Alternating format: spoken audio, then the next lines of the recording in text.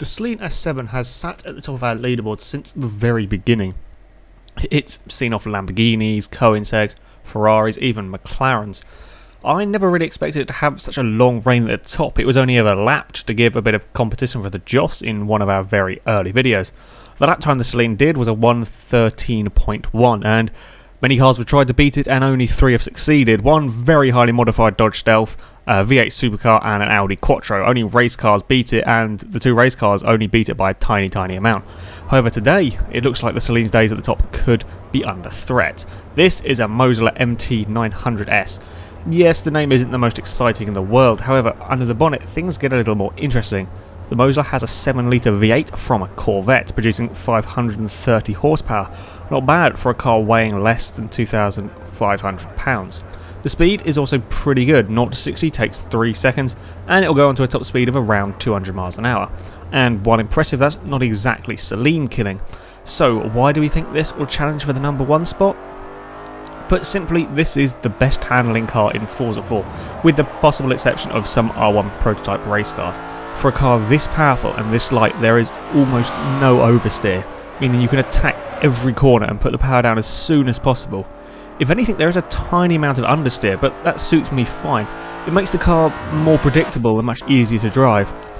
And if you should be a bit too brave into the corner, the understeer acts as sort of a bit of a reminder, telling you, you're being a bit stupid, and you lose a little bit of time, whereas if it's Larry and oversteer, we use a lot of time. The brakes are phenomenal as well. You can brake far later than you'd expect, and it will still stop you in time. I am not exactly surprised this is such a fast car. After all, it is basically a road legal version of a GT race car. I have to say, it's actually pretty good looking. Often race cars built for the road look a little bit weird, like the Gumpert Apollo or Capara T1. Both are incredibly fast cars, but certainly not the best looking. This somehow manages to look good. In fact, it kind of reminds you quite a lot of the Saleen, even with all of its many aero parts. The downside to this car, well, there aren't really that many. The top speed isn't fantastic, and it's not the fastest accelerating, so after 60 it kind of slows down a little bit, but few tracks you're ever going to need this. Also at low speeds there can be a bit more understeer because not all of the aero's working at low speeds, but that's fairly easily managed too. Also, the cost is really quite reasonable. 320,000 credits is not bad considering how fast this car really is. But of course, now it is the all-important question. Can the Mosler finally take the top spot on the leaderboard away from the Saleen? Off the line, it is pretty fast accelerating. PI-wise, this is a low R3, or relatively low R3, that's 7, oh, I can't even remember the numbers, 727, that's the one. It's pretty low R3, but it's a very fast car. First corner, and it's looking, well, pretty much perfect through there. The car is so stable and so composed through these corners, it's just ridiculous. Again, around Chicago, it's not looking hugely fast, it's not looking hugely spectacular, but I'm having a feeling it's going to be a very fast lap time. Coming down to the hammerhead, and it's not looking amazingly fast. Straight line speed isn't really this car's strong thing, but through these corners, it is. It's just an incredible car to drive. Around the hammerhead, there's a little bit of understeer, but nothing too bad. It's a short shift there. Stigger tries to get rid of any wheel spin. Coming up to the follow through, and this car actually broke the record for the highest speed ever through the follow through. It did 115 through there, whereas the Lotus 211 and the ACR Viper that held the record before at 111. Through the tyre walls, yes, it's very, very fast.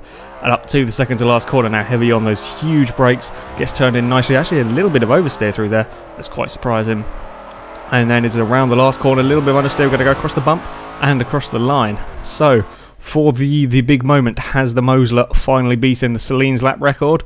Well, it has indeed. It did a lap time of 1:12.1, which is ridiculous. It's a second faster than the Saleen. That is a massive lap time from the Mosler. I can think of maybe 2 cars that might give that a run for its money. I think the Mosler is going to be at the top for quite a while.